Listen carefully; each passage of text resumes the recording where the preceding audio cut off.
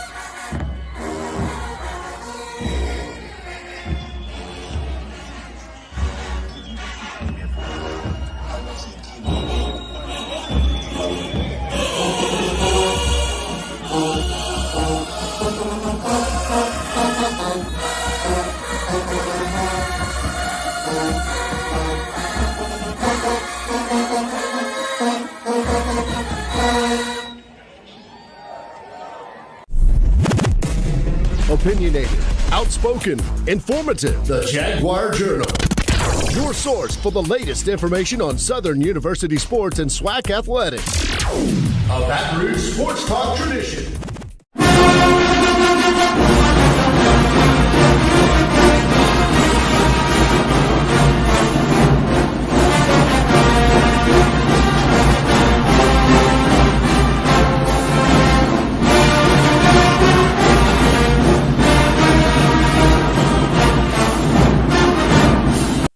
All right, we are live. Good morning, everybody. It is the Jaguar Journal. I'm Perry White. Good to have you guys with us and glad to have you join us. Turn us up, get us coffee, get yourself ready as we got an action-packed show for you guys today. And I hope you guys truly enjoyed it as we're going to have Southern University Chancellor Pierre. Chancellor Pierre is going to join me here in the studio today, and we're going to talk some Southern University. Of course, school is getting ready to kick off. Students have moved onto the campus, on the dorms.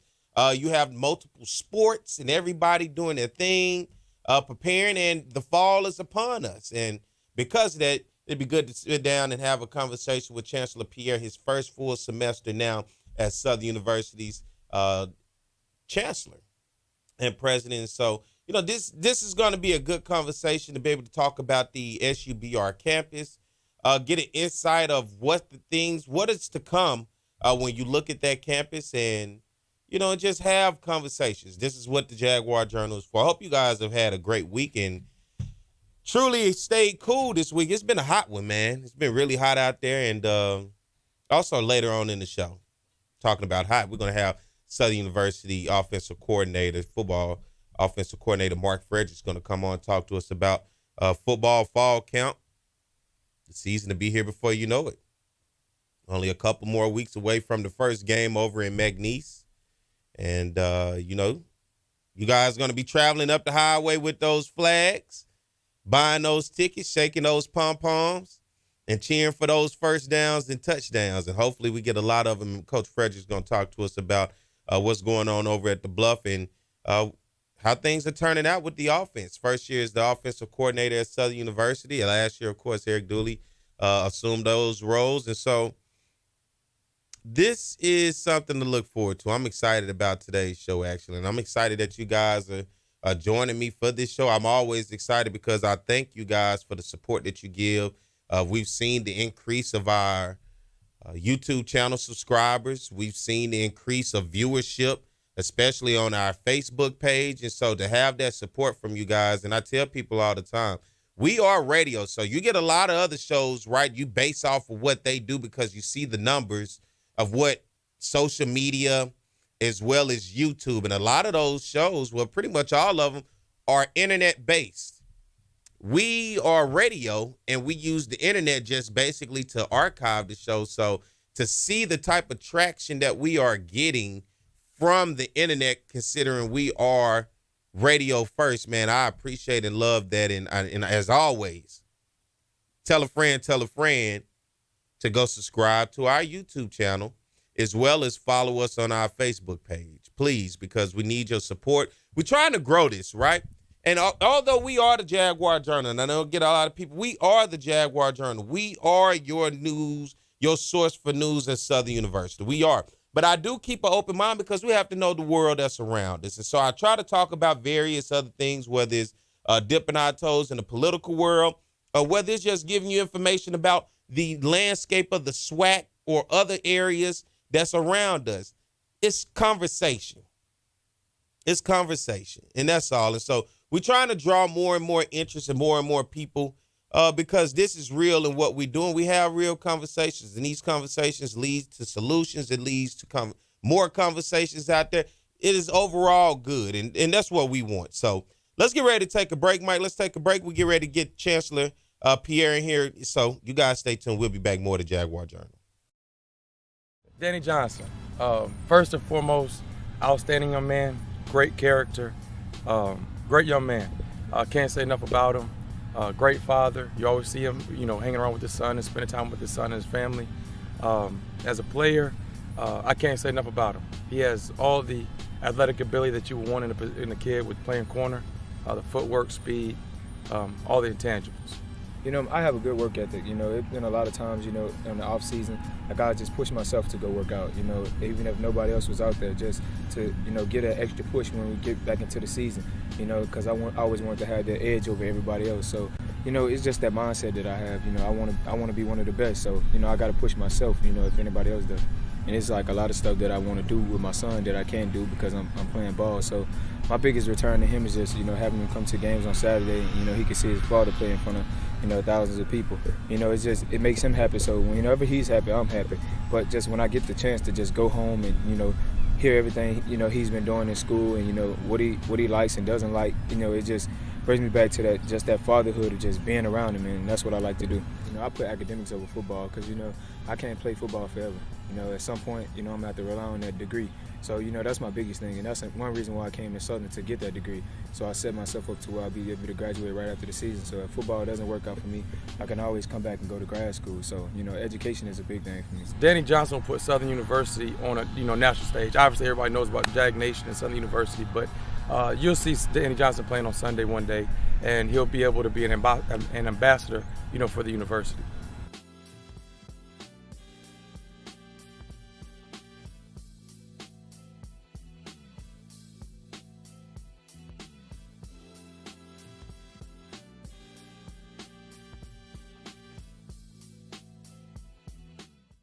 What's going on, everybody? I am Perry White. I'm the host of the Jaguar Journal. I want to make sure that you guys tune in live each and every Saturday morning from 7 a.m. to 9 a.m. on 107.3 FM. We also have our affiliates in Alexandria, Louisiana, as well as down in New Orleans. And if you're not able to catch us on radio live, you can subscribe to our YouTube channel as well as follow us on Facebook. It's the Jaguar Journal.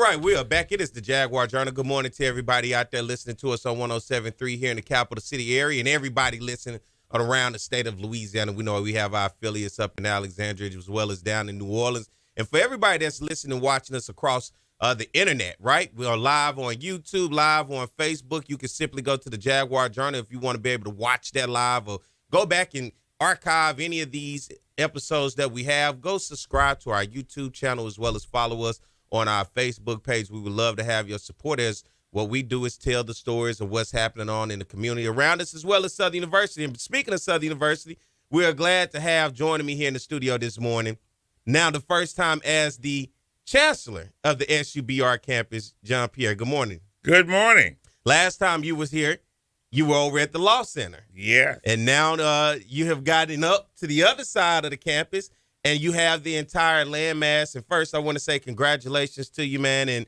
I think they picked the right person for the job. And for you, how do you feel now being able to move over and watch these students, administration, staff, and be able to just overall run the big campus? Well, I'm deeply humbled by the opportunity. I mean, when you think about it, Southern University and A&M College has an illustrious history. It's been a great institution, a beacon of hope for so many people since 1880. That's almost 145 years. God bless Southern University. What a way to start it. All right. Man, now, let's jump right into it, right? Southern University, we coming into the fall, right? And the first thing I got to ask that a lot of people want to know in terms of enrollment, what are we looking like right now, fall 2024, in terms of enrollment for the SUBR campus? Actually, we're making a lot of progress. I checked last night. We're at about 1,800 new freshmen. Mm-hmm. So that's really a good number, and we're working the scene all weekend.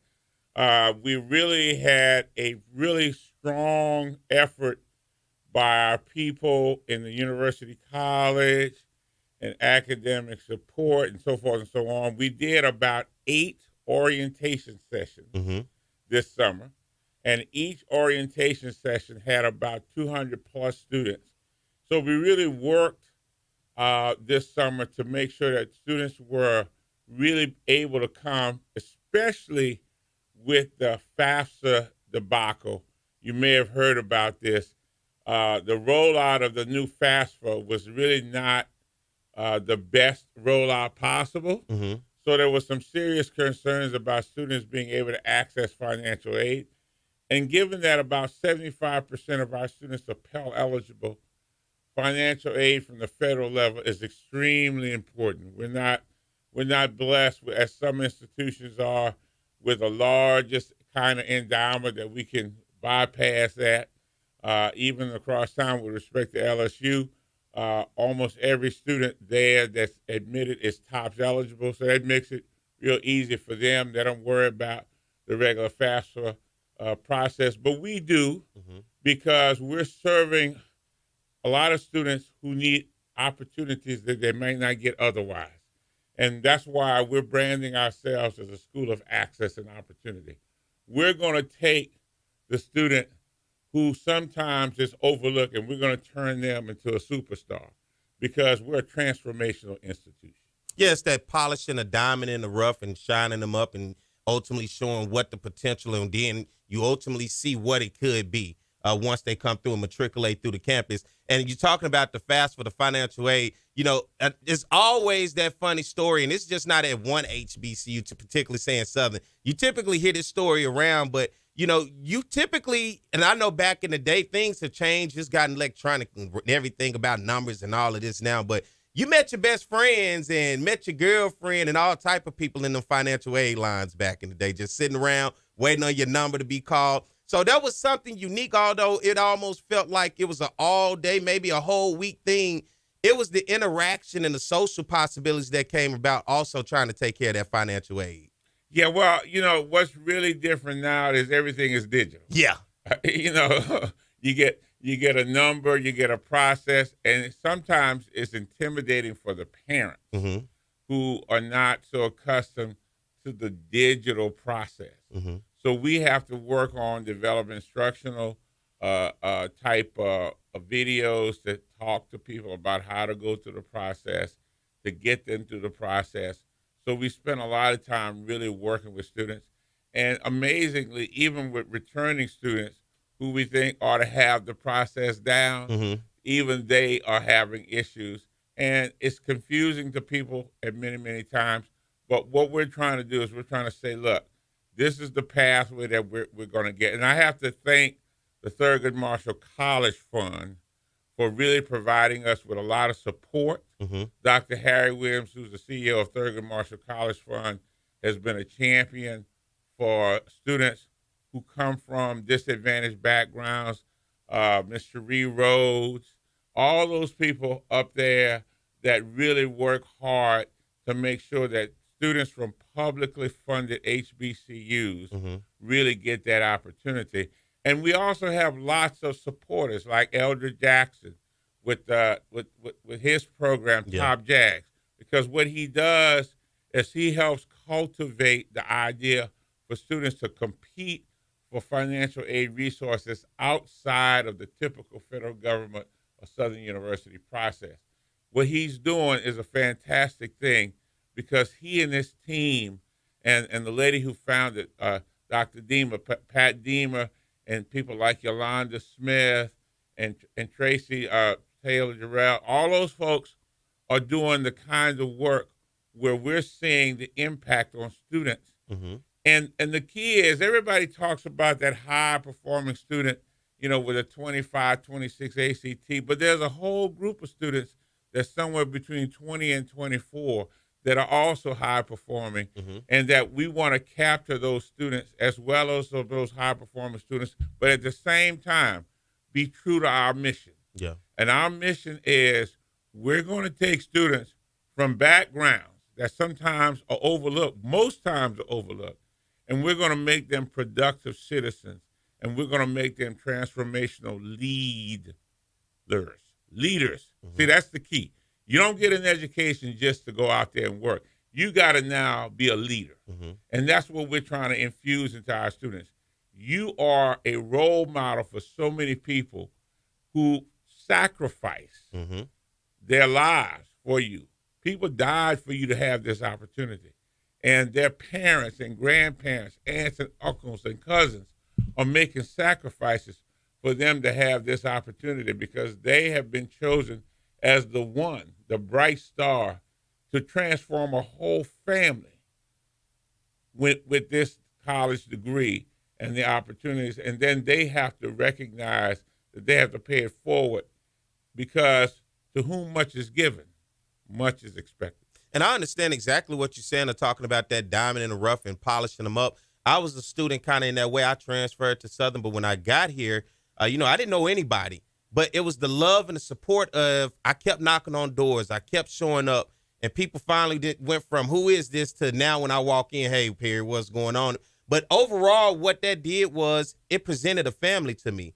And a big part of that family came from the Southern University Alumni Federation at the time, like you're talking about, with the Pell Grants and so much more. There was semesters where I could not attend college because I didn't have the money. But I wrote letters. I reached out to chapter presidents. And it was the love and the camaraderie of the Jaguar Nation, of people that were in power in places that ultimately looked at me and said, you know what? I see something in you. There's potential there. And they invested in me. And that investment ultimately put me in a position to graduate from Southern, get my degree in political science. Here I am now doing a radio show talking about Southern, talking to the chancellor of the campus. And when I first showed up, I never in a million years would have thought I'd be in a position to at least have conversations with people that are important on that campus. But then I became just as much as important because as a student and as well as an alum, the institution remains important to me. There's a love for it that I continuously commit to. And regardless of, whether it's criticism or whatever the case may be, I put it first to make sure that the institution, I always tell people my loyalty lies within the institution and not the individuals, because many individuals come and go, but the institution will last forever. And that's why I like what you went back to the mission of what the university was founded for, because oftentimes I think we lose sight of the mission by personal agendas. And that's life. a lot of people get their agendas and there's the certain things that they want. And sometimes you get caught up in the fluff of that agenda and all the people that's around you where you lose sight of the mission. Well, one of the critical things is that we have so many supporters who understand that mission. And we have supporters like the 1880 Society, which it really is a great organization that's helping. In fact, I'll be speaking in front of them on September 6th, and they're providing support. We're getting support from the foundation. The foundation, for example, has an emergency student fund that students can apply to and want students to be able to apply to that fund. And we're trying to build those resources because the reality is that many folks are challenged, especially in this post-COVID environment. Mm-hmm. They're challenged. And what we have to do is we have to be able to say, we are going to help find you the resources necessary so that you can succeed. So it takes the effort of all those individuals working together. Mm-hmm. See, we can't do this alone. We have to create an ecosystem.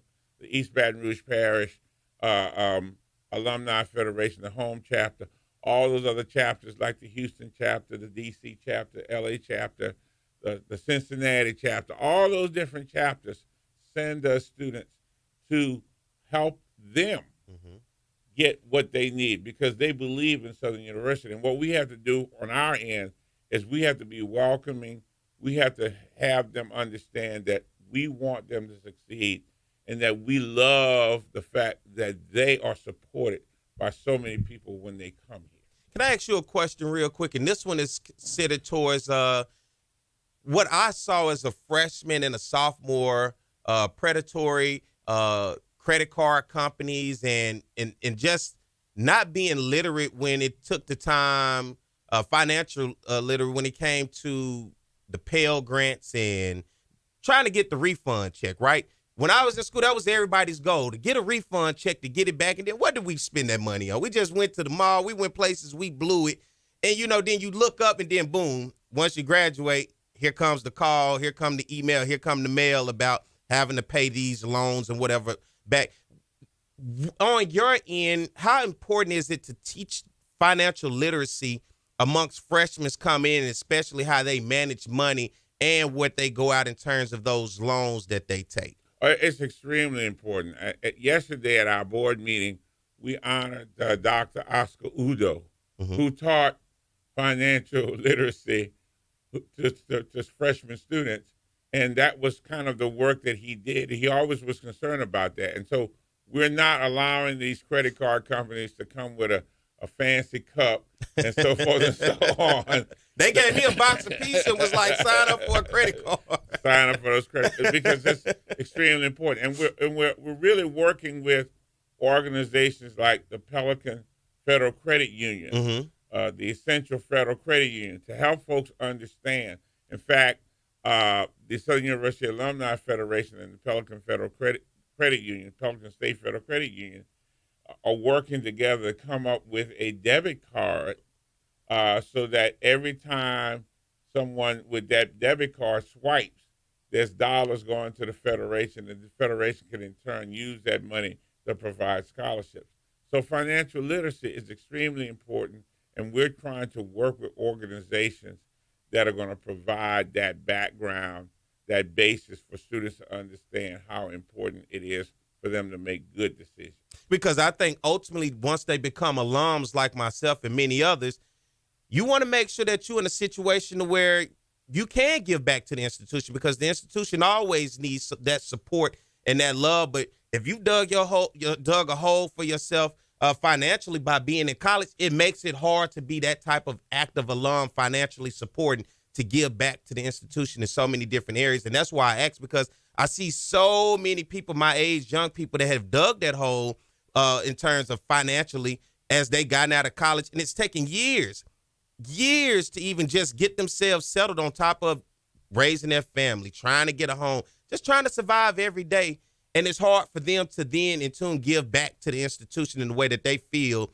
And so sometimes they'll just be simply able to get a season ticket or a football ticket, but not necessarily able to write that check each and every month to the Alumni Federation or back to the school. Let's get ready to do this. Let's take a break. We got Chancellor Pierre here in the studio, Chancellor of Southern University, Baton Rouge campus. Let's take a break and we'll come back and continue the conversation. Y'all stay tuned. More to Jaguar Journal.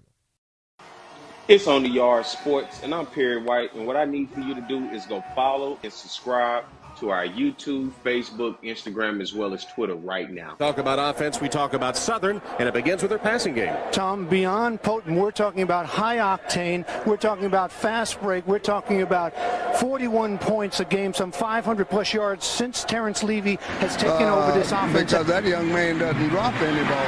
With the legacy that you started here, you got to feel happy to see it continue on with Doug Williams. Ball now back at the 22-yard line. Levy, no pressure at all. Touchdown, Ingram. The Bayou Classic. Levy on a first and goal play. Throws a touchdown. Grambling comes with a blitz. Levy steps in the pocket. And his pass is caught. One-handed grab. Sort of in the middle of the road of the SWAC, but immediately they jump on the Jackson State defense. And here's Levy rolling out. And the pass is caught. Ball is at the 31-yard line. Again throwing the football downfield. Oh, and his receiver, Hayes, makes the catch. See you later. Touchdown, Southern. If you're going to get, I got some free tickets. Look out for it, brother. Going downfield. Oh, and what a play by Southern. Score. He's played a lot tougher ever since. And this is a free play for Southern. 2nd and 15. It's a free play. Levy completes his It's pass. a free play. Oh, and he's still up. It's a free play. Hayes is going to continue running inside the 10, the 5. Unbelievable, Michael Hayes. 3rd down. And 23 for a first. Levy over the middle. Nice pass that time. 2nd and 20. Levy doesn't have to get it all, but he's going to have to pick up some yards. Here he is throwing, nice catch made. Receiver, Michael Hayes. There he goes. Hayes makes the catch. Hayes still on his feet. Hayes looking for blocking. Hayes trying to find a hole. Hayes is still on his feet. He alley-oops. He's inside the 15 and drawn out a foul.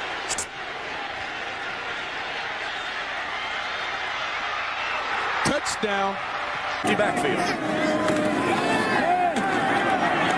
Plenty of time for Levy across the middle. Has his man at the 15. You know, I don't know if you want to break the spirit of Terrence Levy or not. Here he wings one wide open down the middle and a one-handed grab made. The way. 3rd down and 4. And here's Lewis off the catch. Lewis still on his feet, and Lewis is streaking down the sideline. Touchdown. So they move back 5 yards. Levy on 3rd down. Looking down the sideline. Yes, sir.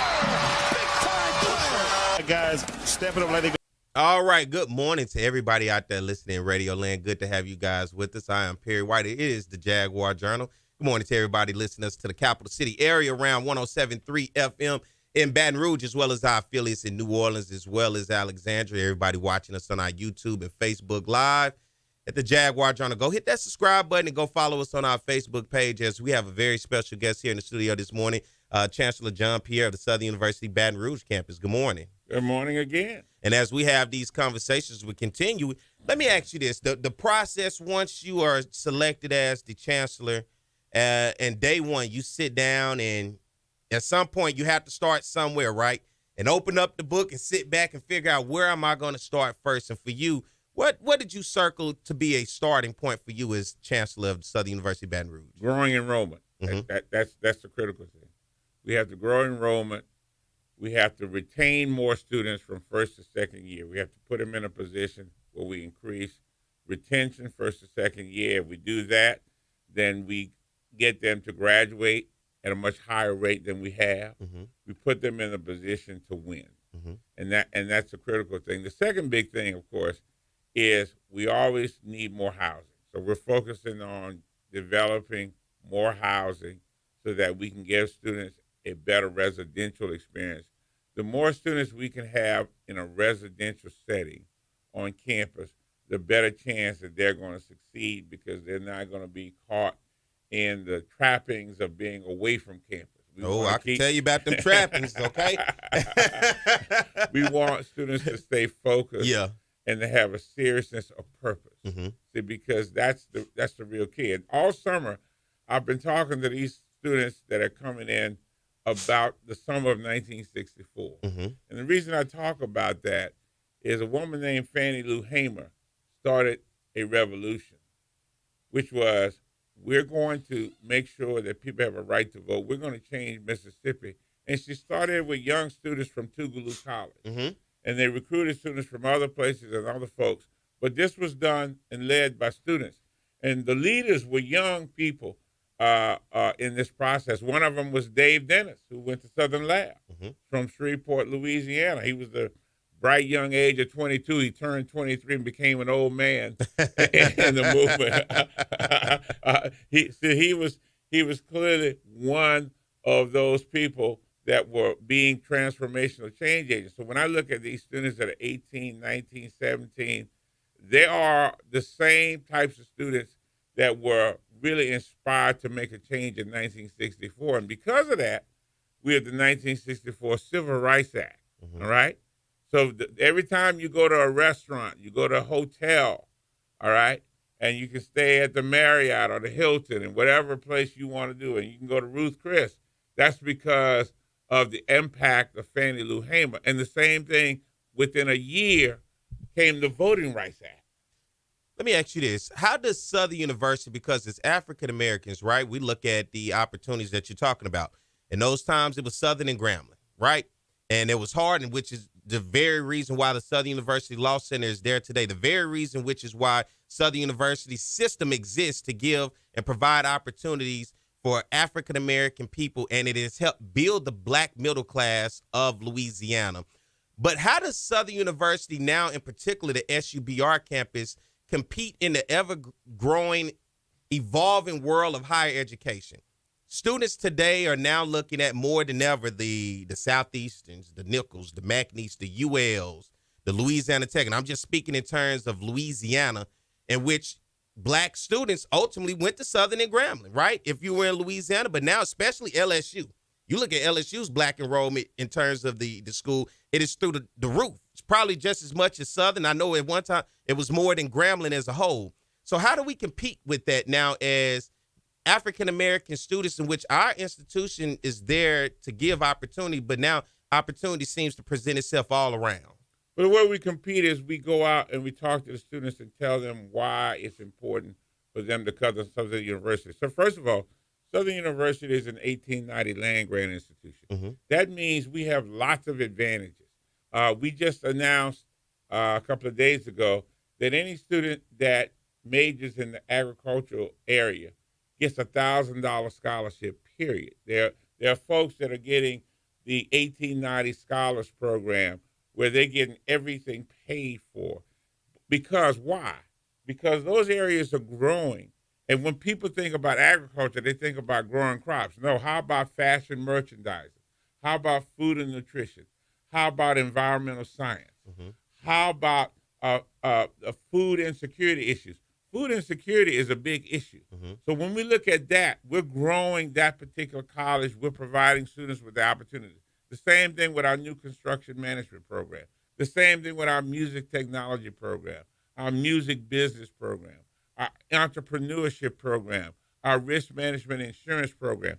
All those areas are areas, computer engineering, all those areas are underrepresented. So here's the reality. Thank God that more black students are going to colleges everywhere, right? I mean, that's the first good thing. Yeah. But still, HBC enrollment is still rising. It's still rising. So what that means is that we're democratizing higher education. That's the real critical thing.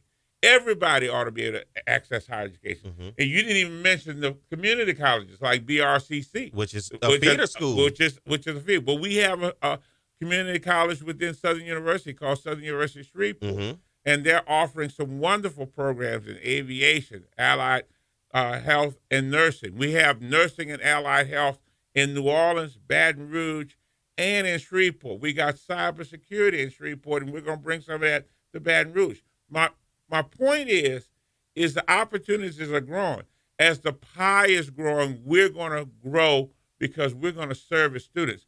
And not only that, we serve students that are not African Americans. Mm-hmm. We have more and more students in those high demand areas. As we fight for more high demand majors, we're going to get students from lots of different backgrounds. Because here's the key.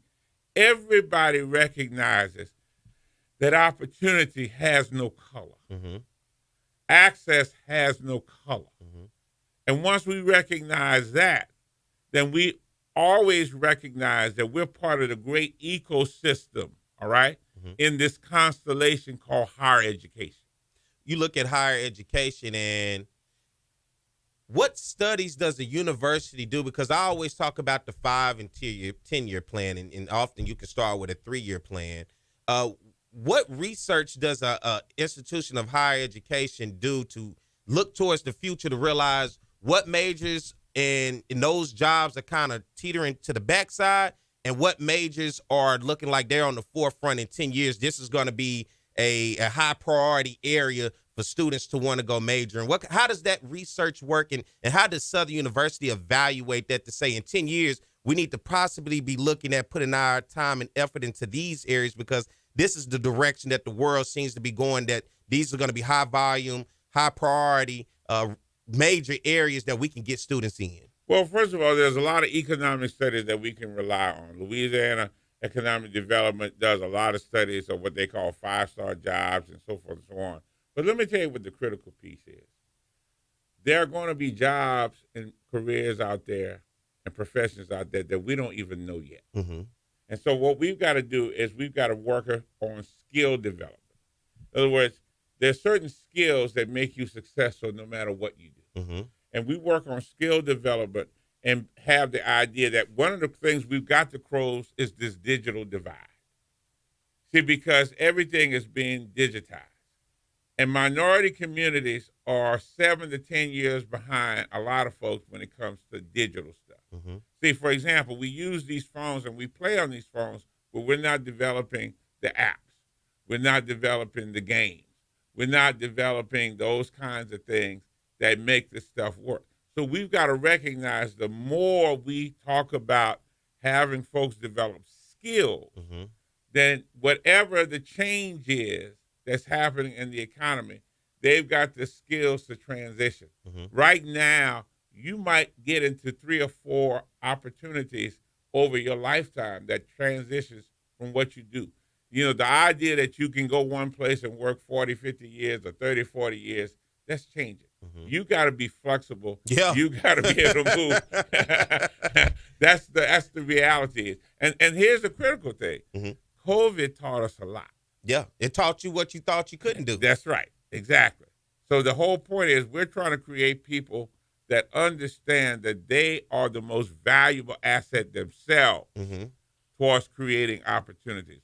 We're not, it's great to have the great corporations create jobs, and there's some great things. For example, Amazon has come to Baton Rouge. That's going to open up a whole lot of doors mm-hmm. for our folks, and we've signed on for the opportunity for their employees to come to Southern, because they realize that those employees need skills to hit the bottom line.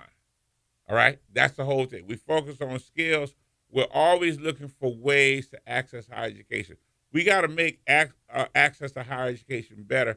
So, for example, do we need 120, 30 hours of academic credit to get a degree, or should we worry about some type of skill certifications mm-hmm. that really help people? We're very fortunate, for example, that all of our students can get into the IBM certification program where they can get certified in things like AI.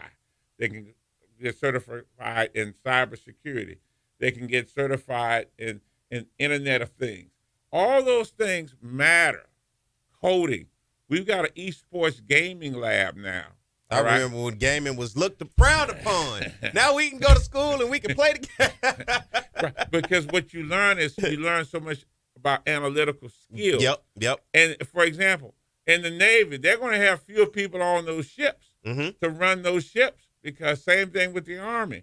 All military, everything we look at, there's going to be an impact, okay? So what we've got to do is constantly figure out, how do we create skill level development? What are the critical areas that we've got to do? And so we're looking at things that really help those students, but we also look at improving our community. Yeah. See, because if we don't improve the community around us and provide opportunities, then we're a failure. Let's get ready to take a break. When we come back, I want to talk about community because I think that's most important when you build up the community because you provide for the community opportunities. So let's get ready to take a break. Y'all stay tuned. We'll be back more to Jaguar Journal. It's On the Yard Sports, and I'm Pierre White, and what I need for you to do is go follow and subscribe to our YouTube, Facebook, Instagram, as well as Twitter right now. T.R. Ricks is a fifth-year senior who's getting his first chance to drive the train that Bob talked about. And right now, he's driving it quite well because the Southern Jaguars are kicking butt in the SWAC conference. As Bob mentioned, 6-0 overall in the SWAC, and T.R. Ricks has played so well, over 2,000 yards passing. In the last 3 games running the football, he's been over 100 yards on the ground. The respect factor that he gets from his teammates is incredible. As a fifth-year senior who's never started, they elected him captain.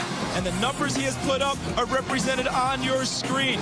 27 total touchdowns on the offense, a pass percentage of nearly 60%. He could be the SWAC Player of the Year on the offensive side. Best, and they're going to get a huge dose of the best offensive player in the SWAC, and that being Thomas Ricks. Yeah, what Thomas Ricks has found a way to do is just beat defenses either with his arm, with his feet, or with his leadership capabilities, finding a way to win the games late with fourth quarter comebacks. He showed versatility and athleticism. He's a tremendous athlete that knows how to win, most importantly. Really is a leader both on and off the field.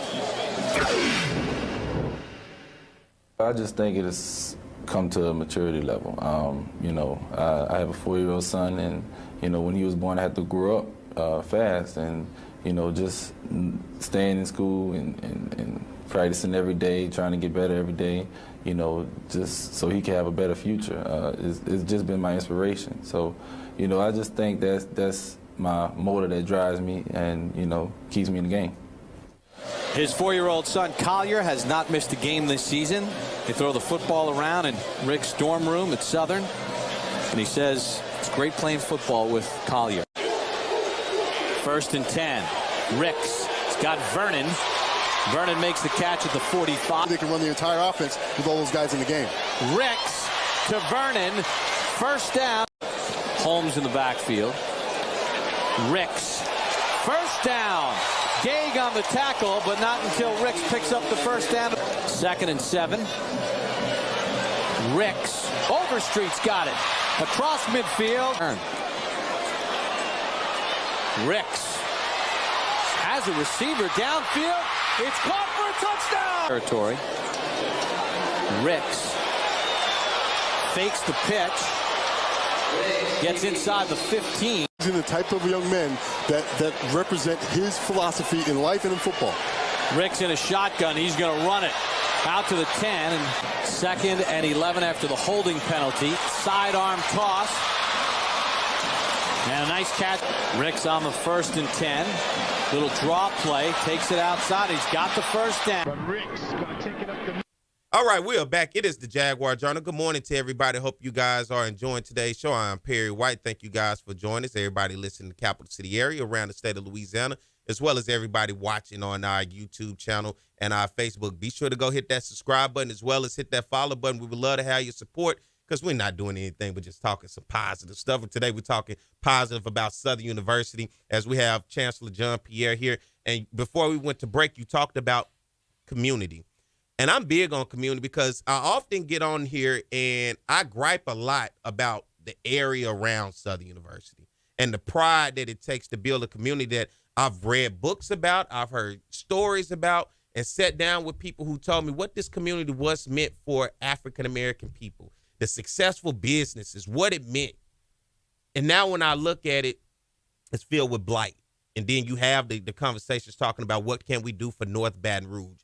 Southern University sits right there in the heart of it to help create the change. And I often talk about state and local leaders as well as what they could do to help the change because I gripe about Scenic Highway all the time, the flooding, the sidewalks, the median, the lights, just the road needs to be repaired. And everybody is always pointing the blame at somebody else. But you got to have a love in order to give back to make it look good around the university for people to then want to come back and invest around the university. What is Southern doing in terms of the community and reaching out to those stakeholders and state and local leaders to say, hey, we need you to help us get better as we try to build up around us? Well, one of the things that we're really focusing on is what I call our responsibility to be drivers of economic development. So we have a number of different plans right now that really are going to remake Southern University, but really are going to help remake the community around Southern University and drive what I call the kinds of things that people couldn't imagine. So, for example, we have a project right now called Connected Minority Communities, where we're improving the digital footprint of schools, library, churches right around Southern University within a 15-mile radius of Southern University. We're also going to launch an opportunity to do some advanced manufacturing near Southern University, which people are going to really be able to see how important this stuff is. What we have to do is we have to imagine ourselves as being the driver of so many important things. We're doing some great things with the College of Ag. We're doing great things with respect to our EDA and the College of Business. We're trying to develop entrepreneurs in the local area. And we just have to stay focused on that process, because what we are really is we're a community university. We can't ever forget that we're a community university. And for example, the first important subdivision in Baton Rouge was created right near Southern University, Southern Heights. And that's because the president at the time, Felton G. Clark, and those leaders created a financial institution, okay? Most people don't realize that that bank, which is now Liberty Bank, has been there for years under other names because it was first started by leaders of Southern University, and even the Southern University Teachers and Parents Federal Credit Union. We have to recognize that we have to be self-sustaining ourselves. When we look at the potential cuts that are going to hit higher education, we have to create diverse revenue streams so that we can be sustainable and be resilient. What do those potential cuts look like currently? Well, right now it's about $250 million for higher education. Southern's portions could be anywhere from $11 to $13 million. So we got to get prepared. We got to fight to hopefully prevent those cuts from happening. But if they come, we've got to be prepared with alternative plans to say, what are we going to do under that particular circumstance? Do you think for so long we have always, and we all understand HBCUs across the nation have been underfunded tremendously, and we're talking about for some up to the billions, right? Do you think we often sit back, and this is an honest question, that we sit back with the hand out waiting for many instead of saying, what can we do and just move forward? Well, I think part of the problem is this. We expect government to put in investments in the public, but there has been a mindset of disinvestment, of changing priorities. So we have to focus the people that deal with public policy to say, no, you have an important role to make sure that there's public investment in things that are a public good. Higher education is a public good. When we misapply that concept, we don't understand that it's a public good, then we're in a world of trouble. So the first thing we got to say, what is a public good? Why is this important for us to invest in this? The other piece is this. We have to, as a higher education institution, recognize that we've got to create more self-generated funds from a lot of different areas. And you have to be creative in those. It has to be creative. Yeah. We have to engage in public-private partnerships. We have to engage corporations. We have to engage people. And we have to engage in the human resource capacity of the folks that work at Southern University and the students we educate. That's the real key. And I like what you're saying, because I think with that, the creativity of, because oftentimes the conversation that we have is, I'm the common man amongst the common people, and they always say, seem like we go to the same well and we run that well dry. And it does not ever seem to be that creativity of what can we do next that we have not already been doing for the past 20, 30 years. You know, what's the next? What does the future look like? Because it seems Southern had this, and it still has this pride about itself, right? No doubt about it. but it seems it has shifted because there's a difference between the pride that I get from the people of yesteryears, and yesteryears I would say from what I've seen, the 70s, the 80s, and coming in the 90s, and then it seemed like it shifted. It wasn't quite the same, and it seemed like people started to lose interest. There was something shifted, something happened where it wasn't necessarily the same hit that it was before. Mike, how long we have before we go to a break? About 2 minutes, but something happened and shifted, and now it seems like we're having to come back around to try to regain that full, as I could say, participation that we used to have. Well, one of the things is that we can't outsource our responsibility. Mm-hmm. My responsibility as Chancellor of Southern University and A&M College is to talk to people in the community, to engage with people in the community wherever I go about Southern University. That's something you can't outsource. It's not something that you can put on a sort of a digital analytical box and say, hey, the analytics say we ought to do this and the other. There's that human element. When you include that human element, you inspire people to do things, all right? You inspire people to do things that they would not ordinarily do. Mm-hmm. And when they're inspired, they are willing to do the things which I call extraordinary, okay? They don't have to be a named leader. They just have to be involved and be engaged. Mm-hmm. And those are the kinds of things.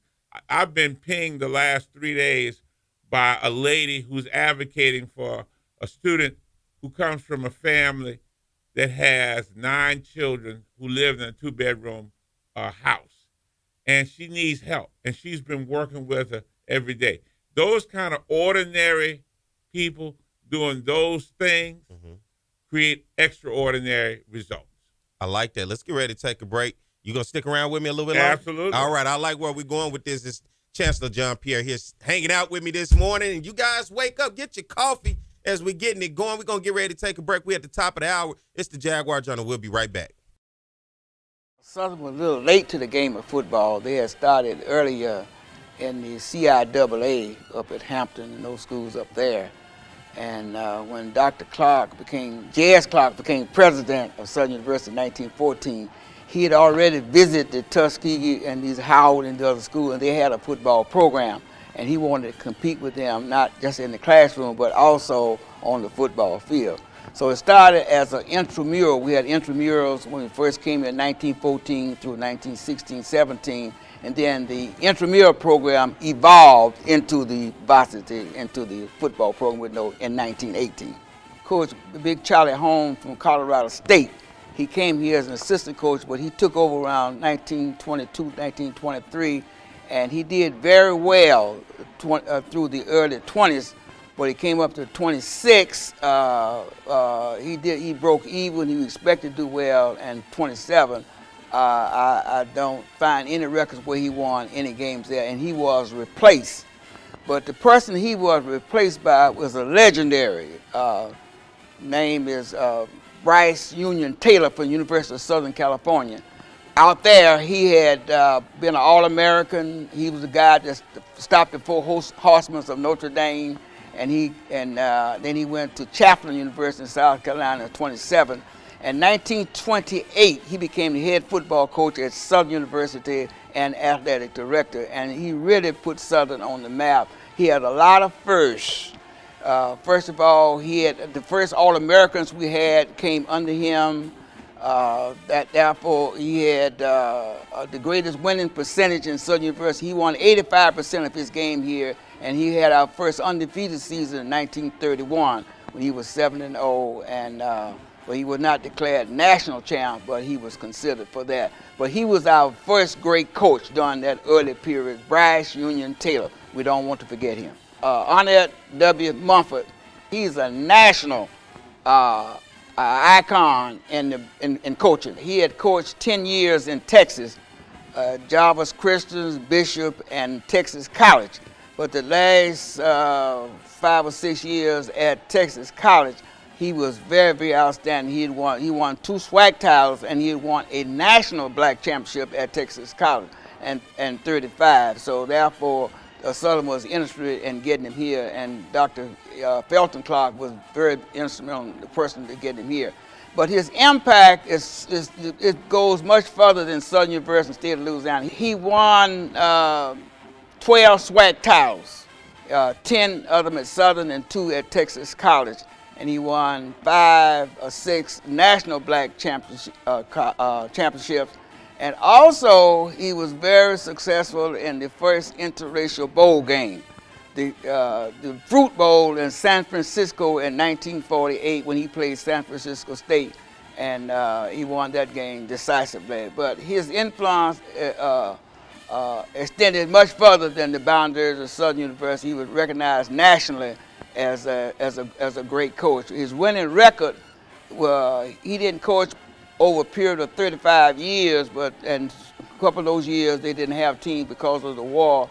But he won 246 games, second only to Eddie Robinson with his 402 game over 55 years, I should add. And so it always had loyal supporters, and they would follow the team everywhere. They would go in large number. So Southern became the team that everyone loves to beat. Loves every Saturday. It's the toughest game we have every Saturday. So if they don't win another game, they figure if they win the Southern game, they had a good season. And because we carry a large crowd with us everywhere we go too, so a lot of people like that. And we like to brag about how good we are. And of course that helps out. But it is a vista to the university, using the football athletics period to use that way to introduce the university to people who may not have known the university. Went through a period of 20 years, 30 years, I believe it was, after Mom, till we got Coach Pete Richardson in 1982, 83. All right, we are back. It is the Jaguar Journal. Good morning to everybody. Hope you guys are enjoying your morning, getting it started. Get your coffee. You don't need your newspaper right now. Get that in about an hour when we're done. But right now, it is the Jaguar Journal. Turn your radio up, your iPad, your phone, laptop, whatever you're listening to listen to us on, because we have our listeners right there on 107.3 here in the Baton Rouge area on Talk 107.3. We got our listeners all across the state, down in New Orleans as well as Alexandria, and as well as everybody, Chancellor Pierre, watching us on our YouTube and Facebook Live. And good to have you guys with us. Be sure to hit that subscribe button. I can never tell you enough. It is free. I don't need your Social Security card. I'm not those predatory credit card companies. I don't need your Social Security. I don't need none of that. I just need your love and the support. Because guess what? It is easy. Just hit that subscribe button, hit that follow button, both the Jaguar Journal on Facebook and YouTube. We would love to have you with us, because if you didn't know about us, now you do, and you can keep up and continue to listen to me right here on the show. And this morning, very special guest, glad to have you, Chancellor John Pierre, Southern University, Baton Rouge. Good to have you with me this morning. Always great to be with you. Man, listen, as we were talking off air and we were having conversations, but history. All right. We look at an institution like Southern University, right? 1880. A lot of history. Originally founded in New Orleans, moved to the Baton Rouge campus, and so many people have come and gone being a part of this institution, whether they just alums, administrators, just the imprint of so many different walks of life from around the world. When you look at our history at Southern University, how important is it to capture and to continue to talk about our legacy? And I always use this because, once again, I gripe a lot on here, but I gripe to bring attention, not just to be some disgruntled person. But I've always been big about capturing our history, which is why as a student I created On the Yard. It was about creating and telling the stories of what we had right then and there that often gets forgotten about, because as we tell a story orally, those stories change. I can tell you one thing, you can tell somebody something else. By the time it gets to the 10th, 15th person, it's not the necessary story that started out. Somebody's added their own twist, something has changed, and it has turned into something else. Oftentimes, I think that has happened, especially with the stories of Southern University, which is why at one time I think negative stories typically seem to have just made its way around about the institutions. You allow people to control the narrative by telling the story the way that they did, and not necessarily as the institution telling this story by broadcasting or holding itself accountable, even if wrong is done. And I believe you have to do it whether it's good or bad. That's accountability. And the institution should have accountability, especially if you want to grow the enrollment, if you want the alumni engagement. It both comes with good and bad. But that was one of the things, and especially as the SWAC, so much history and so many great people, not just athletics, but in the world of academia, that we have allowed a great history to get past us with nobody archiving it to keep that legacy and to keep that close to us to where we can continue to tell that to the next generation and where they won't think, I never heard of that person. I didn't know how to relate to that. And for me, that is a hard pill to swallow, especially when I look over. Let's just take, I always tell people this story. I went to LSU Alabama game. LSU Auburn. All the young people I saw wearing Bo Jackson. They weren't even born with Bo Jackson, but it is a legacy that has been archived and a history that has continued to be told that creates pride to this day. We have so many that have created legacy and substantial history that we don't even tell our stories. Well, I think the critical thing is what I'm learning as it relates to the students that I now interact with, who are now incoming freshmen and undergraduate students as opposed to law students, and even with respect to law students, is they don't have a sense of history. And even in terms of people that are working at Southern University, they don't have a sense of history of the importance of Southern University. So I always take the time to talk about why Southern University began and who was at the forefront of the creation of Southern University. And one of those individuals was Pinckney Benton Stewart Pinchback. Now, most people don't necessarily understand who Pinchback was, but Pinchback was a leader who made sure that Southern University was created, especially after the end of the Civil War during Reconstruction, when there was a reordering of power within the state, and freed African Americans were now in a position to make things happen. And one of the things he tried to do is to make sure that African Americans had access to education, especially higher education, and he tried to do it through LSU, and that wasn't possible. So he realized that he needed to pivot, and so he made sure that there was a place for Southern University and to put it in the Constitution and in the legislation. So that's how we have Southern University today. We started in 1880 in New Orleans. It's because of people like P.B.S. Pinchback. And the reality is that without him building that foundation, then Southern University could not have become a land-grant institution 10 years later, which most people don't understand the significance of land-grant institutions because higher education was exclusively in the domain of the very wealthiest people in America. Now higher education becomes available to everyone. And Southern University has been part of that history. And even when Southern University was shut down in New Orleans and eventually relocated to Baton Rouge, that was a 2-year process. And the significance of the land-grant status was so important that the federal government refused to give LSU, which is another land-grant institution in the state of Louisiana. We're the only place in America where there are 2 land-grant institutions in the same city. 1862 land-grant institution, 1890 land-grant institution.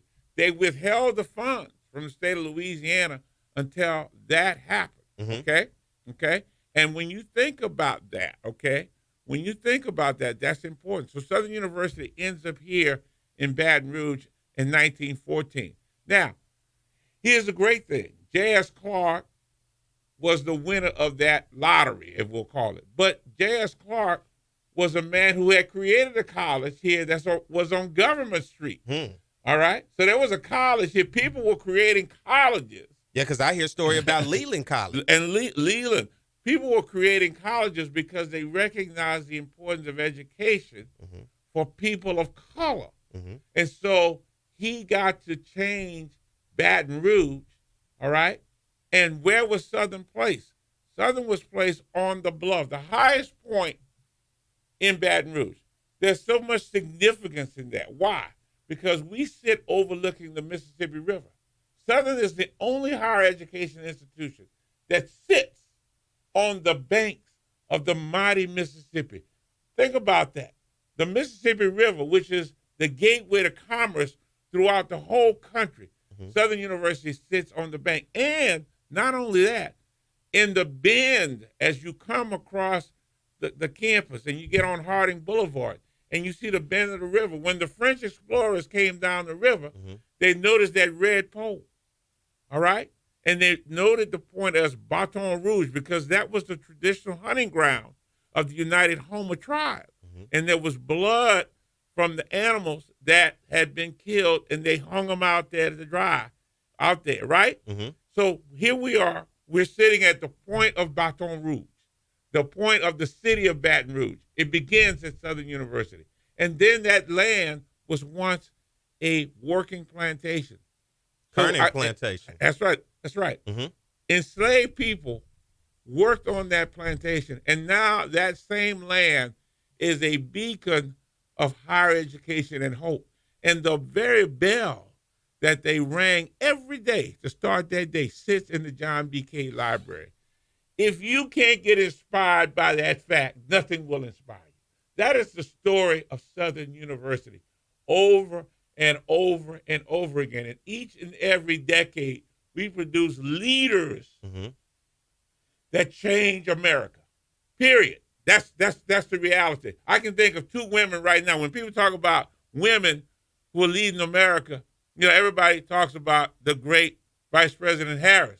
But we have Claire Babineau Fontenot, all right, graduate of Southern University Law Center, who leads Feeding America. And during the pandemic, the most important organization to people that were food challenged was Feeding America. We've got Dr. Courtney Phillips, who has been a Secretary of Health in 3 different states: Nebraska, Texas, Louisiana, graduate of Southern University. That's powerful. That's the legacy of Southern University.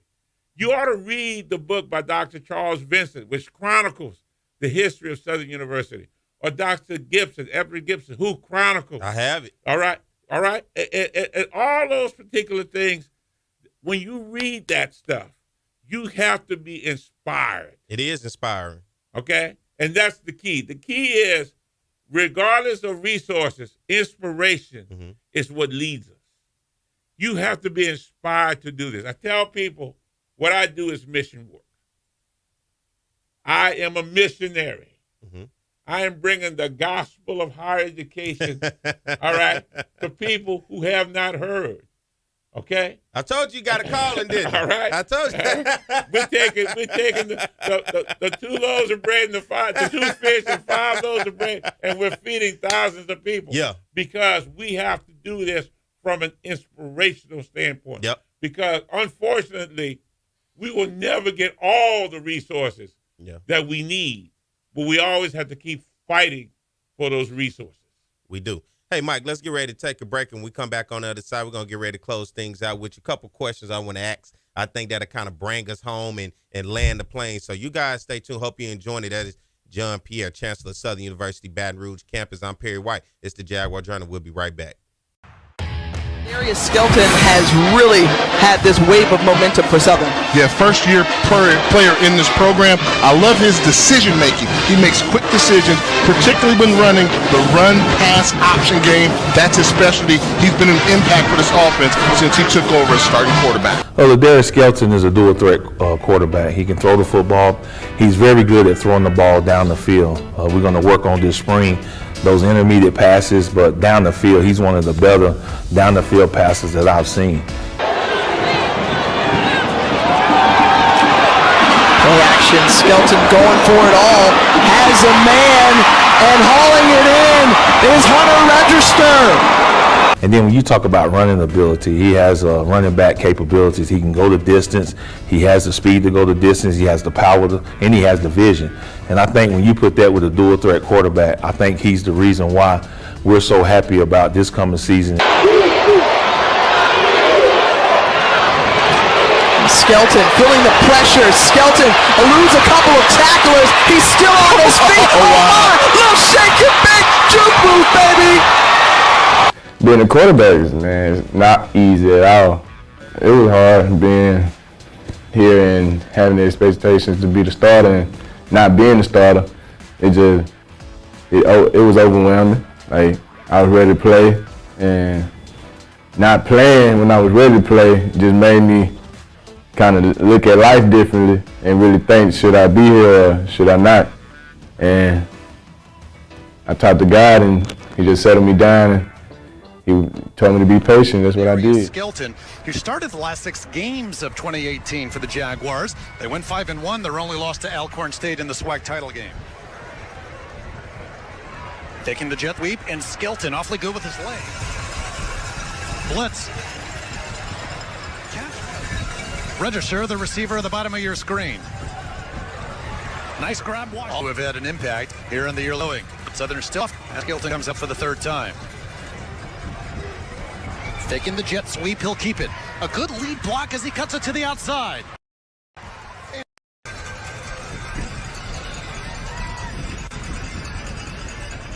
The fake to Ben. Skelton will run.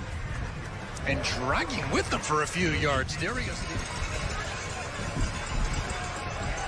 The time stepping up into the end zone has registered.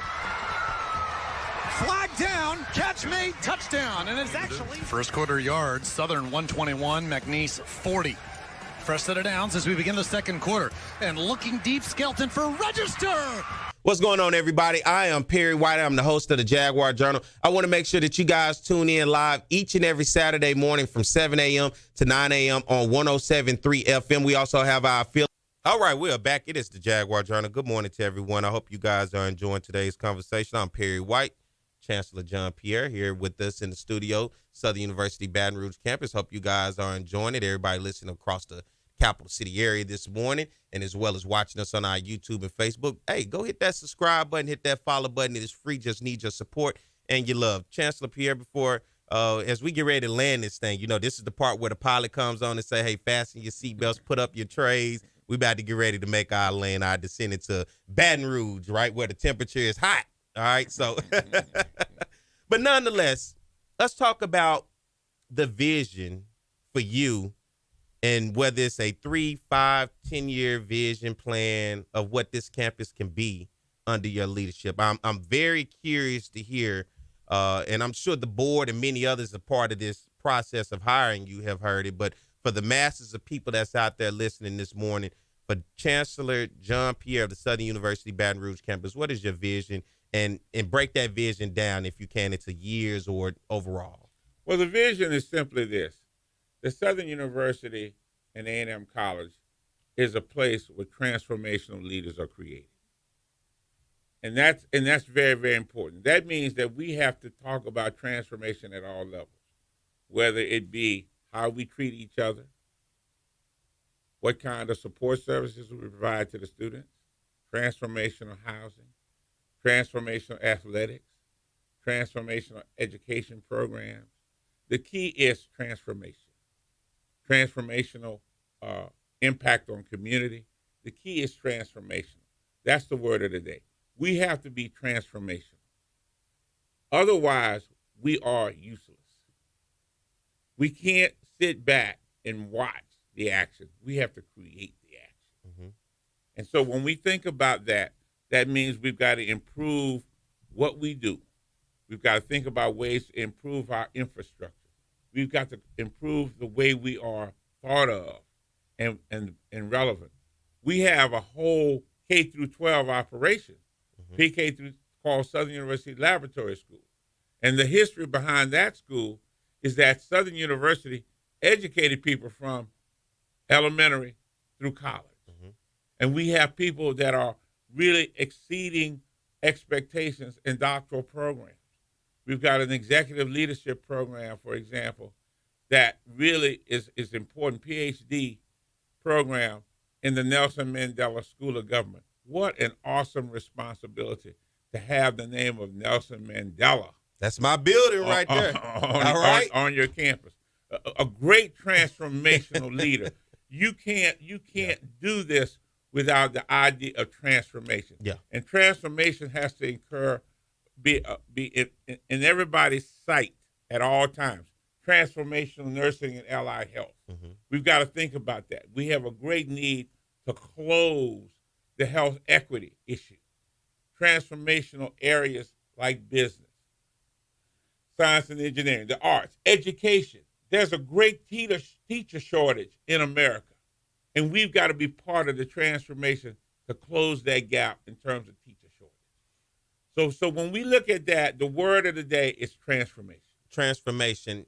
How do we transform what we felt we dealt with a long time in terms of customer service? Well, the key is you got to get down to the basic level and talk to folks and say, look, everything you do is important, and it starts with me. I've got to be able to say it's important. We have got to treat students well. We've got to answer the phone. We've got to return calls. We've got to talk to folks. Because we've kind of created a badge of honor of because of all the runarounds. If you can survive Southern, you can survive it. How many times have you heard that? Well, listen. If you can survive at Southern, you can survive everywhere because of the process. I tell people the greatest educational experience I ever had was at Southern University because everything else was easy. And I've heard that story. I heard that story. There's an alum of ours named Eric Claville. He's over at Norfolk State University, and he and his wife Michelle Claville got an opportunity when I went to Hampton, and people were looking for some folks, and I said, I got a couple for you that if you will give them the opportunity, they will lead. And they went to Hampton, and they laughed. They said, "What, these problems at Hampton? This is nothing.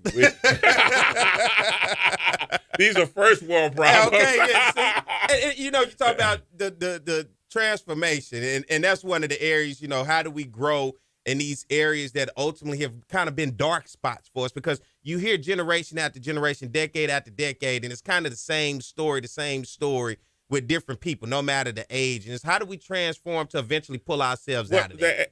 I just have conversations. And here's one of the critical things. When people tell me something is happening, I say, give me a name, give me a U number, give me a contact number. Let's solve this particular problem one thing at a time. But here's the other thing I will say. We also have to create awareness of the other side. Mm-hmm. We can't have people decide a week before college starts that they want to go to school and expect that things will be ready for them when they come. Yeah. All right. We got to get people on earlier, which is why I was so frustrated about what was happening with the FAFSA, because here's what we know. Traditionally, our students make those decisions at the last minute. Sometimes they're not even thinking about college. It takes somebody to talk to them about college and where they go to college and so forth and so on. So we've got to break some of those habits so that we can be prepared, but at the same time, we've got to recognize that that's our customer base. And this should be no surprise to us that somebody this weekend will decide that they want to college and will go to college, and they'll call us or they'll show up and say, I want to go to college. Where do I sign up? What do I do? We got to say, okay, you're here. We're going to help you get to where you need to be, and we're going to put you in the right direction. Because here's the thing we don't know. We don't know who that person will become. That's it. Simple as that. Let me ask you this. What needs can the alumni and stakeholders do to help you as well as the institution right now? Well, critically, we need funding for students. Any type of aid for students, helping them be able to afford college. And here's the big thing. Everybody always likes to give money to the superstar student with above 3.0, above a certain level ACT. But there's that student that's a 15 or a 16 ACT, maybe with a 2.5 GPA, that needs the help also. Because TOPS is a great program, but it doesn't hit the mark with all of the students that we need. Because everybody is not going to have access to a TOPS curriculum. And unfortunately, the people who receive TOPS are typically the people who don't need that kind of assistance. And we've got to change that mindset. Currently, let me ask you this, and this is for the people that always talk about Southern and its politics. Politically, in-house at Southern, does politics get in the way of progression for us? No, I'm going to tell you why. Because you have to understand that when you're an institution like Southern and you're a mission-driven institution, it's the mission that counts. Politics might affect some decisions, but it doesn't affect the day-to-day stuff that you got to do. And it's the day-to-day stuff that you do that makes the difference. It's that day-to-day grind. And so whatever people say about politics, and I'll tell you, I stay away from the politics, but I understand the politics. Yeah. You have to understand the politics because it will help guide you into how to get things done. Yeah. You always have to say, we will get it done. It's the question of how we get it done. So the idea that politics is a big elephant in the room and we can't do anything because of politics, that's an excuse. Yeah. That's bull. Yeah. And I hear it all the time, and that's why it's best to have that conversation and stop letting people control the narrative and create these. And that's what I talk about for so long, because when you typically bring that up, people shy away from it. But then when you shy away from it, you let other people then control the narrative. Right. If you come out and you speak on it, you say, hey, well, this, you get to say, well, I heard it. This is what's going on. Because like you say, you want to be personal. How personal are you going to be now interacting with students and faculty this semester? Very personal. I've always been. I mean, you got to know where students are from. You got to know that somebody's from Moorville in the Voyles Parish. You got to know that somebody's from Sterlington up in North Louisiana. You got to let them know that you know where that place is. You got to know. Or Pine Bluff, Arkansas. Come on. or Pine Bluff, Arkansas. That's it. That's exactly. That's exactly right. Paducah, Kentucky. All those places. Let me ask you this: what new projects will we start to see pop up around campus as it pertains to building? Well, there's a whole master plan, and I need to learn the master plan better than any other. But we're going to have a new welcome center. We're talking about an amphitheater. All those things are happening. And I have to say, Huey Lawson is doing a great job in helping us really go through that process with Title III funding to help us get to where we need to be. And when we think about that, you'll see little changes. The great thing about these opportunities, a new College of Science building, a new science building, new business building, but all those things take time. And there's always something that can interrupt the progress. What does something like that look like? Well, you never know. Yeah. You got a hurricane. Put it out there so people can, You got all those other, you ought to go to the new Leon R. Tarver Cultural and Heritage Center. It's a beautiful place. It sits on the river. From inception to creation, it took 25 years. That's the same way I've been hearing about that alumni center. Right. I'm waiting on it. But it's coming. It's coming. The whole point is this. When you see it come to fruition, you recognize how important it is to keep the dream alive. Because there's a journey. There's a journey. There's a journey. There's always going to be steps. There are going to be changes in administration at the state level. Some people are going to support higher education more than others. Others are not. All those things are going to happen, but that happens in life. That happens in life, and that has been happening since 1880. Yet Southern continues to not only exist but grow. Think about it. It started with an institution in New Orleans, and now Southern University has operations in Shreveport, New Orleans, Baton Rouge, and the Ag Center now serves all 64 parishes in the state of Louisiana. And how big has medical marijuana been for us? Well, medical marijuana has been big, but the legislature changed some things. Okay. And, hey, changed the game. So you can't ever rely. There's no one magic bullet. Yeah. You got to keep focusing on the evolving change, because as soon as things come up, people are going to say, hey, wait a minute. Let's change the game. The game is always going to change. Yeah. Is it because we're Southern, or is it just overall? Part of it is just the economics of it. Look, listen, do you think the big alcohol companies are going to let medical marijuana take over? All right? Do you honestly think that? All right? It's a fight. It's a fight, right? And all those, and when you think about the revenue, when you go to a place like Colorado and you see the revenue that's being created, no matter what people say, well, we're going to only have it for medicinal purposes. No, at some point, everybody's going to have access to it. Yeah. All right? Now, the question is, how do we use it? And it does have great medicinal. There are ways to do it. Cannabis can be great as helping us deal with a lot of issues. But what we've got to do is deal with this from an intellectual standpoint, to understand the stuff. Stop listening to the hype. study. Study. Understand what it's about. So when we think about that, what we're trying to do is we're creating thinkers. Because if we can give people the education they need, they can set forth their own pathway to success. And then they cannot be controlled. I like that. And I think we'll end on that one right there. Chancellor John Pierre, good to have you here in the studio with us this morning, man. I've enjoyed it.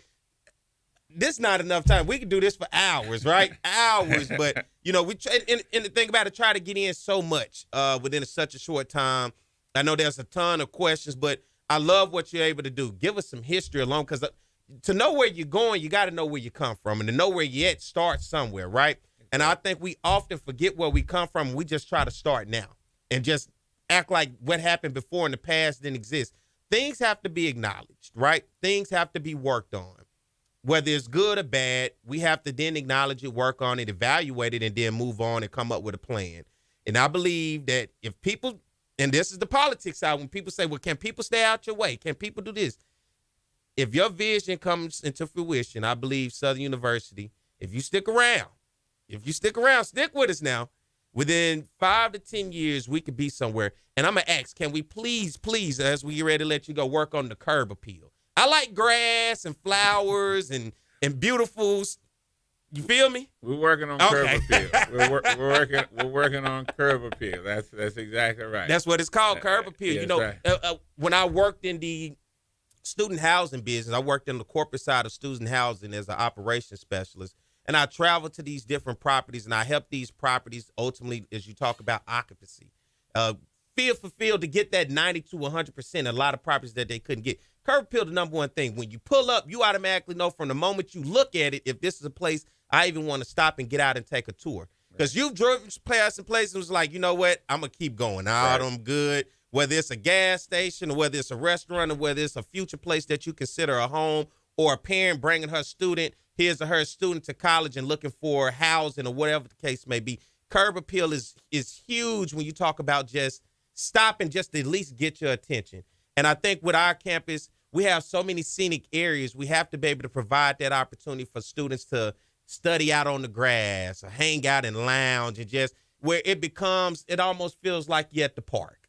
Well, here's the critical thing that I always say. When we invite people who have never been to Southern University to see Southern University, they are awestruck at the beauty of the place. Mm-hmm. And that's the real key.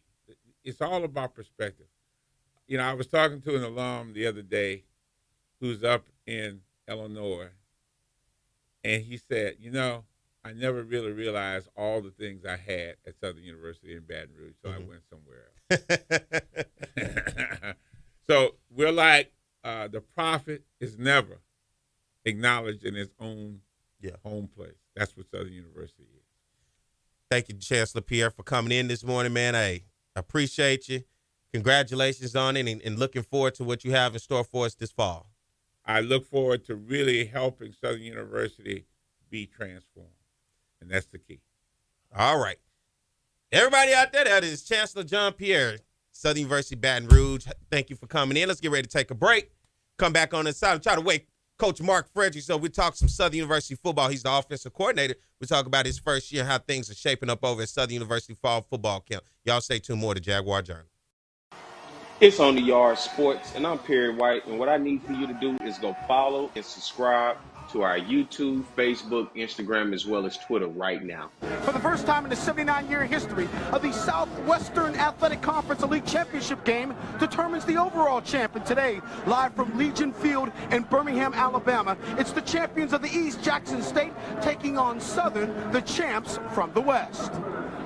Hello, everybody. George Johnson along with Charles Mann. And I got to tell you, a great poet once said this is the way it's supposed to be. And it is. Number 11 Southern taking on number 15 Jackson State. Both programs have won 3 SWAC titles over the decade. So it's only fitting in the first SWAC championship game we determine the program of the decade. We've got a lot of offense out on the field. And yet this guy right here, he's going to tell you this game's all about D. It's always all about D, George. You know that.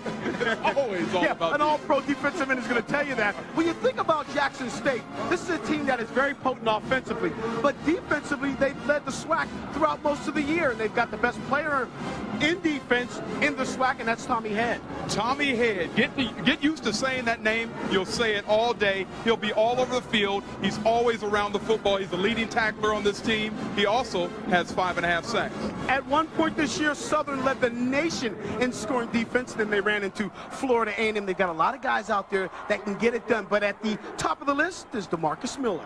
DeMarcus Miller, the linebacker coach, Terrence Graves, told me there's one word to describe this kid, and that is relentless. He's only 5'10", 285 pounds. He makes a lot of plays, though. Relentless, appropriate word for our third member of the broadcast team, and that's Joe Clare, who's standing by down on the sideline. Joe? Yes, indeed. I'm down here on the field capturing all the pageantry and revelry that is black college football. Birmingham, Alabama is a lovely city. This is the inaugural SWAC championship in their city, so they came out to have a good time. I will be covering the bands, the cheerleaders, shout-outs, all of that kind of stuff. Back to you guys up top. All right, thank you very much, Joe. You know, earlier this year, Southern beat Jackson State, their fourth straight win over the Tigers. But what's most impressive about Southern, they haven't lost a conference game in 25 outings. They put it on the line against Jackson State. We look at the starting lineups brought to you by Western Union Money Transfer, the fastest way to send money worldwide.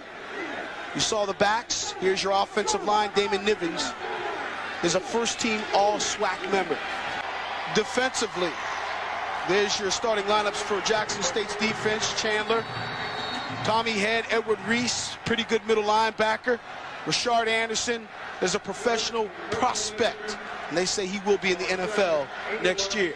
It is your starting lineup, brought to you by Western Union. Mark Washington is your quarterback. Destry Wright, the all-time leading rusher in school history, is the tailback. Jeremiah Todd is an all-SWAC selection. All-SWAC team on the offense, and look how many players in this game alone. Jackson State with Wright and Morris. On offense, Kevin it looks Thomas, like Jackson State. And Jeremiah Todd, and why not? They're the #1 offense in the conference. These two teams have great defenses, and it's reflected by the All-SWAC team. I mean, 4 players from Jackson State, right. 4 players from Southern.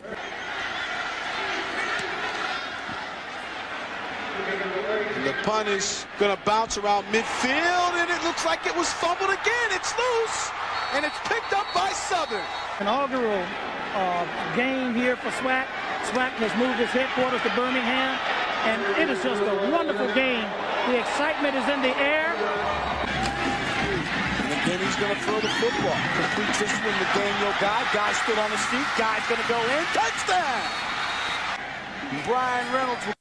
All right, it is the Jaguar Journal. Good morning to everybody. Hope you guys have enjoyed that interview. Chancellor Pierre coming into the studio talking about Southern University, serving as the Chancellor of the Southern University Baton Rouge campus for the first time coming up this fall as he is taking over. Good to have him in and hear some of those, just having conversation. I think that's most important, the conversation piece and not shying away from anything. So glad to have him in. And now we're going to keep the conversation going.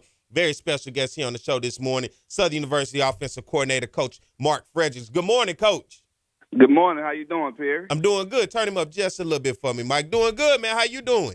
I'm doing great, man. Doing great. Fall camp is upon us. You guys were able to go through spring football, and now we're coming into the fall. The first game is a couple weeks away, and as you start to talk about putting this thing together, as I love, I love offense, right? So when I look at that side of the ball, man, I look heavily on what you put in and what you're instilling and what you're ultimately going to have us watching. And what they say, the offense is what sells the tickets, right? The defense wins championships, but the offense sells tickets.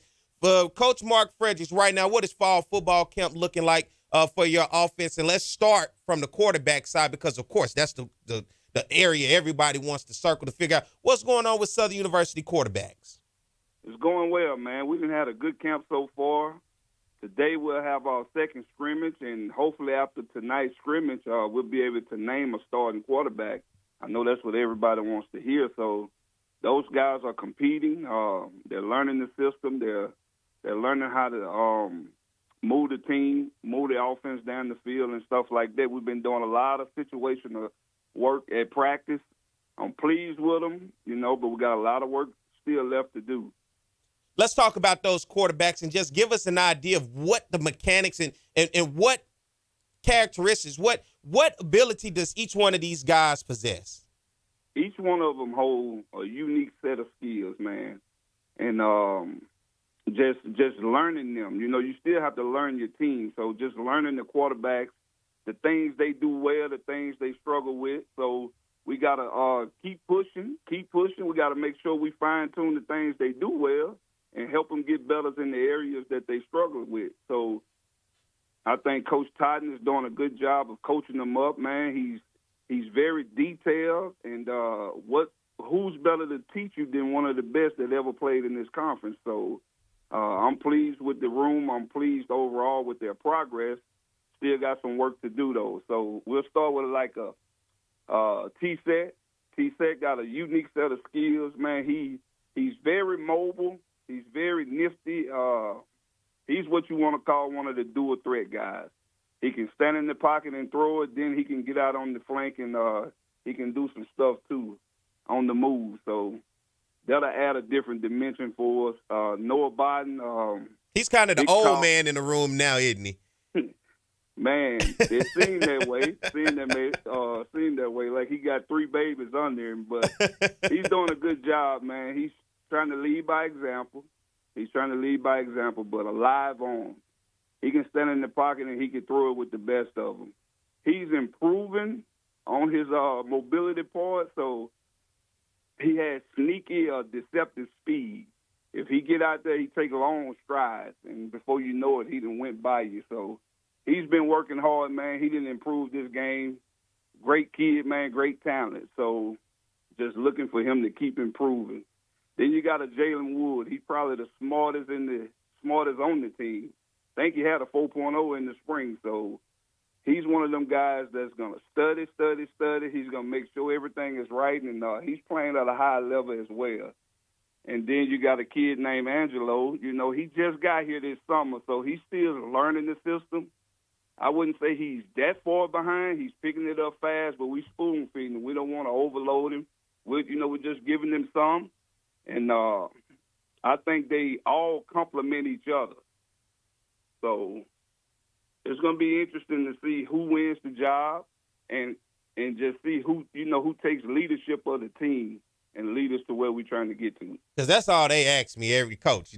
I'm sure you get stopped out. Who going to be the court? Hey, man, look, I'm talking to him now, y'all. So y'all here, it's still a battle going on. Don't be asking me. Coach, let's move over to the guys that's going to protect them, to set up that pocket for them to step back and make those passes. Let's talk about the offensive line. You got Joshua Trask Jr., of course, named to the second team all-SWAC selection. But then you look at the rest of those guys. You guys brought in a lot of guys to try to fill some depth on that offensive line that somewhat struggled last year. And ultimately, Coach, I think what a lot of people want to see is the discipline. We had a lot of false starts last year that ultimately killed third down drives. Well, after the first scrimmage, even the refs had to give us a compliment. The offensive line didn't have one holding penalty nor one false start. Now, I don't want to jinx us, but that's a huge improvement, from the previous year. So Coach Nivens is doing an excellent job with those guys. We brought in about 20 old linemen. They're learning to play with each other. They're learning how to gel together. And it starts up front. If you can't block, then, it's going to be a long day. So I think they're doing a good job. I'm very pleased with that group, and hopefully that they keep playing together for one another and growing within the offense. Give us some names of some of those guys on the offensive line that can turn some heads to the Jaguar Nation. You got Joshua Trask. He's coming back. He'll probably end up being the starting center. You got Cam Foster, played last year. He'll probably start up being the starting left tackle. Got a transfer in Antonio Sanders at the left guard. You got another transfer, DeAndre Richard at the right guard. And you got another transfer in Courtney Laws at the right tackle. So got some new faces up there, but right now those are the guys that are going out there first unless something changes after the scrimmage today.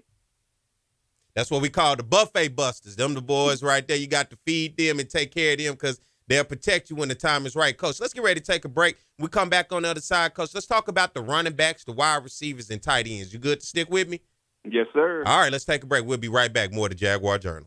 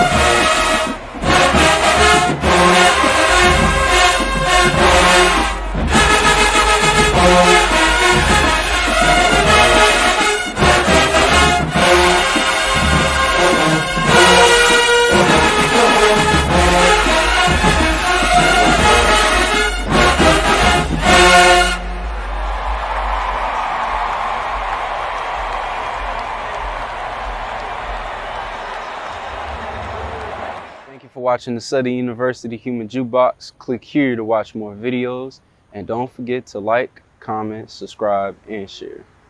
What's going on, everybody? I am Perry White. I'm the host of the Jaguar Journal. I want to make sure that you guys tune in live each and every Saturday morning from 7 a.m. to 9 a.m. on 107.3 FM. We also have our affiliates in Alexandria, Louisiana, as well as down in New Orleans. And if you're not able to catch us on radio live, you can subscribe to our YouTube channel as well as follow us on Facebook. It's the Jaguar Journal.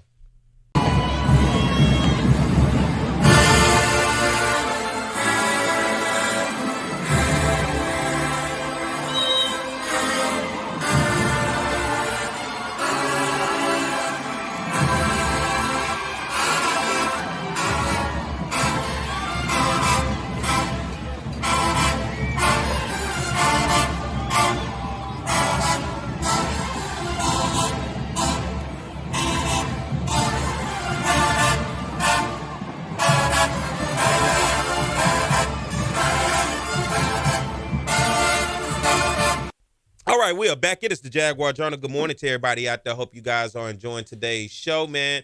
Great show as we got Coach Mark Frederick, Southern University Offensive Coordinator, on the line with me right now. Good morning, Coach. Good morning. Good morning. Let's jump right back into it. We talked about the quarterbacks. We talked about the offensive line. Now let's jump into that running back room. We know Kendrick Grimes was the workhorse for this offense last year from the running back position. But now what does that room look like? And these, you talking about the baby. These your baby. These your boys. That's your room right there. Yeah, man. I think I got a stable. I got a stable of backs that could all participate and carry the load. You got Kendrick Grimes. You got Kobe Dillon. You got C.J. Russell. You got Braylon Morgan. You got two freshmen in Remo and Gabriel. I think they all can contribute to this offense, man. And one guy doesn't have to just carry the whole load by himself. And these backs are, they're not the big power backs, right? These are some shifty guys. You know what? They all, I think, Rhymes, Russell, and Kobe are the bigger ones. They between 190 and about 200, 205. They're not the big power back that you're looking for, the 6'2", 210, 220. Woo! But they can pack a punch. Now, they can pack a punch. So, hey, just put it out there. We are looking for a big power back. So I think we done found one in the recruiting process. I don't know how much I can speak on that, but hopefully, we get some more guys like him. Hey, come on to Southern, baby. We'll take one of those right there. That bruiser, as they call it, up the gut, up the middle right there. Get those first downs and those touchdowns. Let's move over to, I want to talk about the tight ends because interesting position, right? Coach Fred McNair, former Alcorn head football coach, has now come in. And, man, listen, you got two former head coaches in Willie Todd that was at Valley and Fred McNair that was at Alcorn, and two legends within themselves on the offensive side of the ball as former quarterbacks right there in that room with you, man.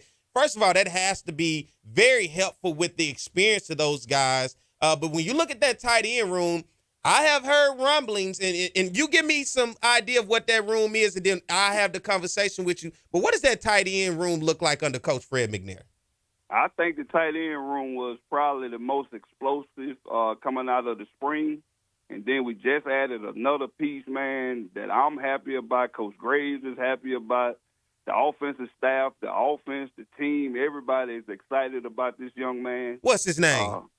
Ethan Howard. Oh, my God. That's where I was going to go there. Listen, I am a fan of Ethan Howard. Don't know me. I call him Big Hands Ethan Howard. I thought at one time he had the best, especially coming out of, and for a lot of fans that don't remember, Ethan Howard was a integral part of this offense during that spring 2021 season. Man, you talking about has hands, can move. I like this kid a lot. I thought he had the best hands on the team at the time, but that's a great addition to get back on this team, Coach.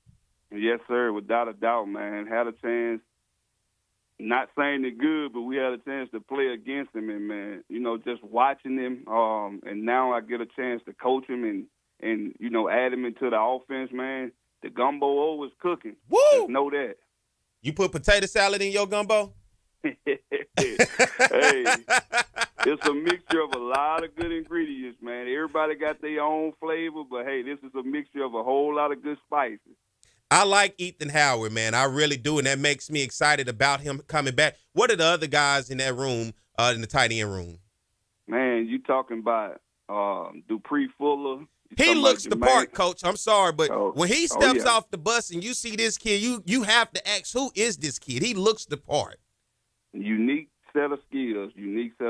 That's the tight end room should be very exciting this year. You'll have 3 to 4 guys that at any moment could change the outcome of a game. Big play ability, blocking, not only, receiving the ball, but they can block as well. So that's going to help in the running game. So I'm excited. I know Coach Mack excited. We just keep getting better, man. That's all I can say. I like that. Let's jump over to the wide receivers. This is always the area where I circle because they say the quarterback got to give it to somebody, and these are your skill position guys. What does that wide receiver room look like? Man, they coming along. To say you only return 2 to 3 guys with, significant playing experience in Whitfield, Kirkwood, and Darren Morris. We added a couple of transfers and a couple of high school guys, and man, I like the room. They keep improving. Sometimes at practice, you like, man, come on, we got to be more consistent. Yeah. Then when the lights come on, in the first scrimmage, man, they played lights out. We got guys flashing. They showing that they want to be a part of it. They want to help contribute. They learning the offense. And, I tell the quarterbacks all the time, I say, hey, man, the tight end is your best friend. I promise you. Dump it off to him. Right. The wideouts keep saying, nah, Coach, we're going to make him all right. We're going to be okay. So I love their attitude, man. I think Chandler Winfield is doing a great job of leading the group, and I think they're going to be awesome, man. As the season goes, we got a couple of transfers. They're going to show up. Trust me.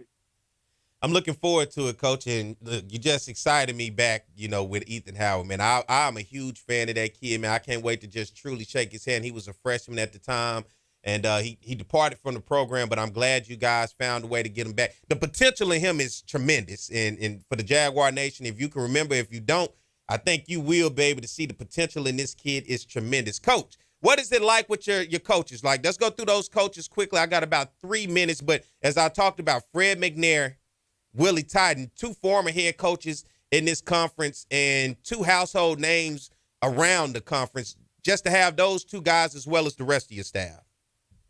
We'll start with them 2 guys. They older guys. They bring a lot of knowledge and experience. Both of them played quarterback. I think Coach Mack was a receiver his first 2 years. We'd be talking about the old days. He said he was a receiver his first 2 years before he played quarterback. But Coach Totten be talking about how they used to run the offense and stuff, man. It's easy. Put it that way. You already love what you do, so I don't call it work. I get to come and hang out with a bunch of guys that love what they do, pour into these young men and get them ready, man, to be productive people in life, not only on the football field. But, having the likes of a Coach Nivens around, a guy that I know personally. Then you got Coach Burrell coaching the receivers. I just think it's a great offensive staff, man.